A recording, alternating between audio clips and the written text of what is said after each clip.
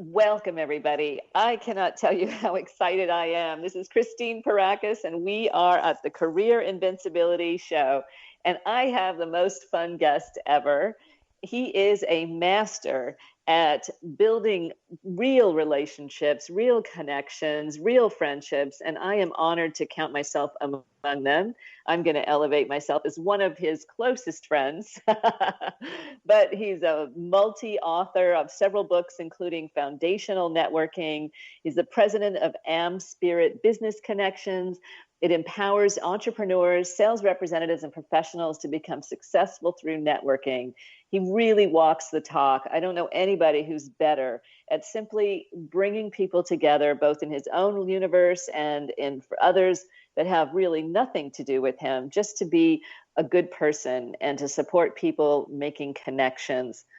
He hosts the Networking Prescription podcast that has insights and interviews related to better business relationships. And let me now introduce and welcome Frank Agin. Welcome, Frank.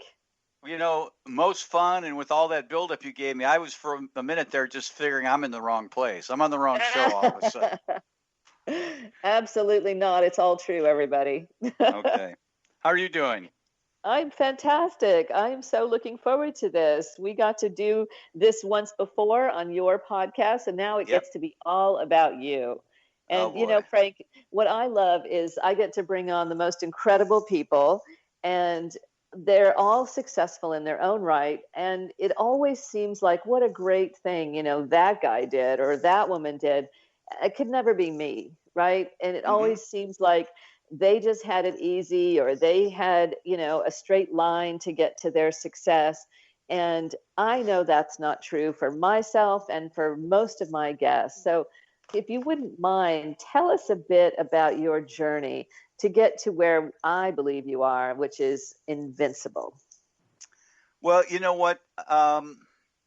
My journey, like most journeys, wasn't planned, right? And I never, if you'd have told me this is where I would be, I would probably say you were crazy. But I went to a small college, and to be perfectly honest, I went there to play football.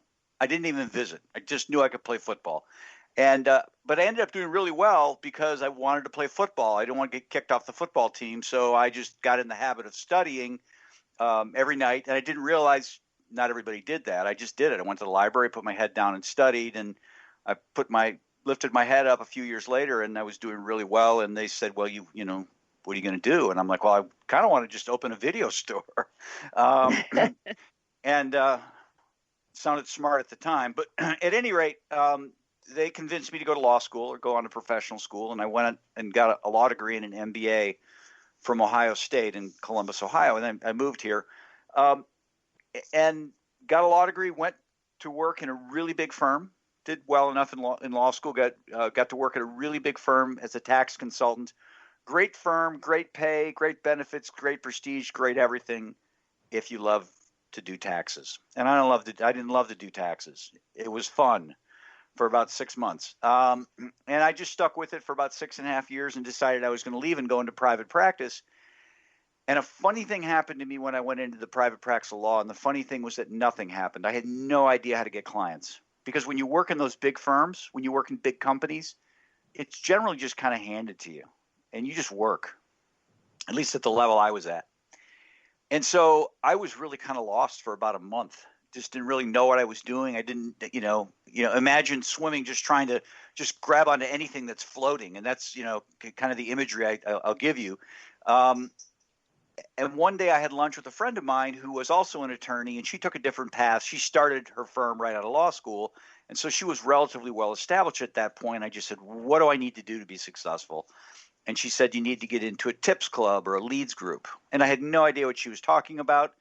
But through a couple introductions, she introduced me to some people that were starting a brand new chapter of this organization that brought together entrepreneurs, sales reps, and professionals each week. And they learned about each other. They developed relationships, and they exchanged referrals. And when I showed up the first time, it immediately made sense. I can lift my world up by lifting up the worlds of everyone around me. Just helping other people and trusting that they'll return the deed at some point in time when it works, when appropriate. And so I got really involved with that chapter. I became its first president. The organization was based out of Pittsburgh, about 3 hours east of us. I became the organization's first franchisee, and about 5 years later, ended up essentially buying out the organization. And I rebranded it as AmSpirit Business Connections. AmSpirit is short for American Spirit. This was the early 2000s. I stopped the practice of law, and I really have kind of been all in on building this organization, helping small business people, entrepreneurs, sales reps, professionals become more successful by building professional relationships, business networking. And as a part of that, I originally just did it as an investment, just kind of a business to have. And I really became a student of networking, the science behind networking, and what works, what doesn't work, why, how to help people. And I just continue to try and learn and try and help people. Well, it's more than that, though. What you do so successfully that I'm so impressed by is how you relate with people. And, you make it easy for most of us who might otherwise be shy. And, for those of us who we walk into rooms, or maybe it's a Zoom now, for a while longer, but we don't know where to start, or we feel like everybody in the room is all there for the same reason, to hand out their business card, and we don't know how to participate in that. It doesn't come naturally. What's some of your advice to people for that, in that position? Well, it's funny. I just came from a program I did at lunch on the 10 steps to be successful at working a room, and that's a question that comes up all the time. And what I shared with the group is that as humans, we grew up, we developed, our history is we started in groups, tribes, clans of about 150. And I won't get into why 150, but about 150. And you would spend your whole life never seeing anybody but that tribe. Just, society was that spread out. And if you saw somebody from another tribe, it generally wasn't good. And so that person from another tribe is what? A stranger. So when we walk into a room and we see people we don't know, we're hardwired to be leery of that. It's all very natural. It's always all very natural to be anxious about other people that we don't know their name, never seen their face before, because we don't know. It's all, it's innate. But what I tell people is when you get into those settings, what I do at least, really in any setting, is I look for ways to help other people. Now, truth be told, my natural instinct is to see what's in it for me. That's my first thought. I mean, that's just very human. What's in it for me? I've got to survive. But I try to push past that, realizing that that's not a great way to lead into something. But I look at people and say, okay, how can I help this person? Or who do I know who can help this person? Or who do I know that this person could help? And start asking that question, because about 1% of the time when I meet somebody, are they a good candidate for me and what I'm doing? But 99% of the time, there's a way I can help them. And so I try to fixate on that. And I call that my cloak of invincibility. Because two things. One, when I'm walking in a room and I'm trying to figure out, okay, how can I help other people? And you'll get this, it engages my neocortex, right? The fear part of my brain is put to sleep, more or less. I'm engaging the higher level of my brain, and so I'm not feeling that fear. I don't feel that anxiety because I'm focused on trying to help other people, right? You talked about it in your book. For those who haven't gotten her book, get her book, read it. There's a little plug for you there. The Resilient Leader, by the way. Yeah, thank you. So that's the first thing. But the other thing I call it, cloak of invincibility is when you walk into a room and you're there to help people, there's nobody that doesn't want you there. Realistically, nobody. Everybody wants you there. Everybody wants somebody coming through the door going to help them. I mean, just imagine for a second if you walked into a room and said, hey, I'm here, do business with me, how old that would get real quick, right? But if Yeah. you walked into the room and were known as the person who always had that tidbit of information that would help people, would always have a connection that would help other people, always be kind of that helpful person, you're welcomed, right? Come on in. I want to talk to you. How's it going? And it just gives you that confidence in walking in the room. And I guess the third thing with respect to that, once you become known as somebody who is a giver, people want to help you in return. And so then you end up getting what you're looking to get.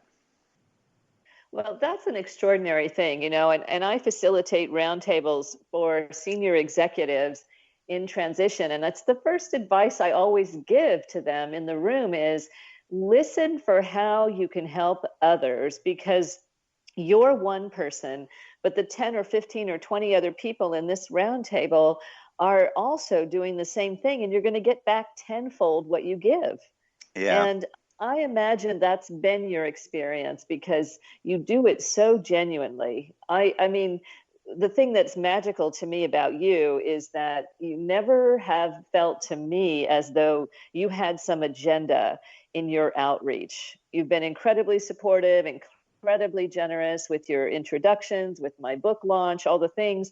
And it's always felt like it was just a genuine desire to be of service. Oh, And come what may.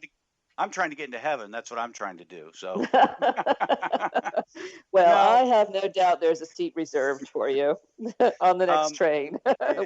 no, hopefully not the next one. Whichever one yeah, you're due for. yeah, yeah. And it's just, I've just found that it works. I mean, it's not natural, right? It's counterintuitive.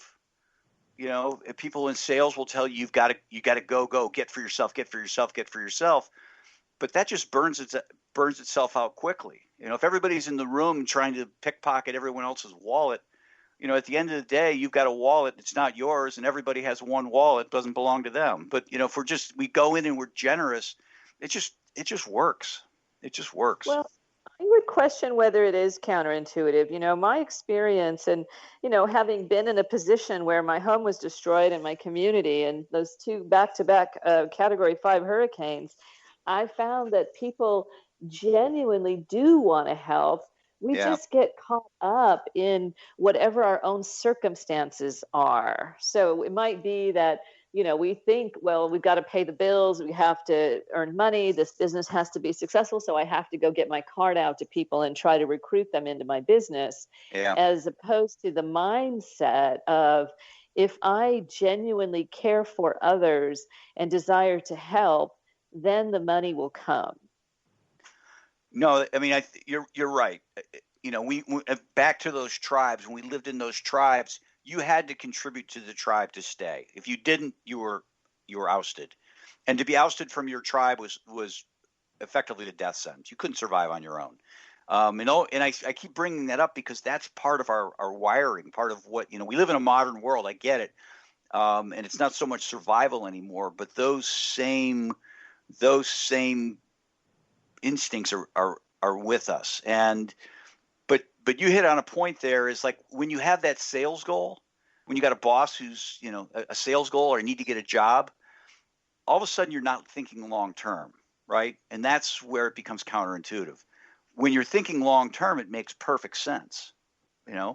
I'm happy to help you because I know if I help you, you'll be successful, and you being successful will help somebody else, and eventually it's going to kind of work its way back around to me. I don't know how, I don't know when, I just trust that's the case. Short term, it's like, I got to make quota. Sorry, Christine, I can't help you. I got to do my own thing. And that's where it becomes counterintuitive. Yeah, I've been listening to something that came up when you just said that. The idea that we can all do to our capacity.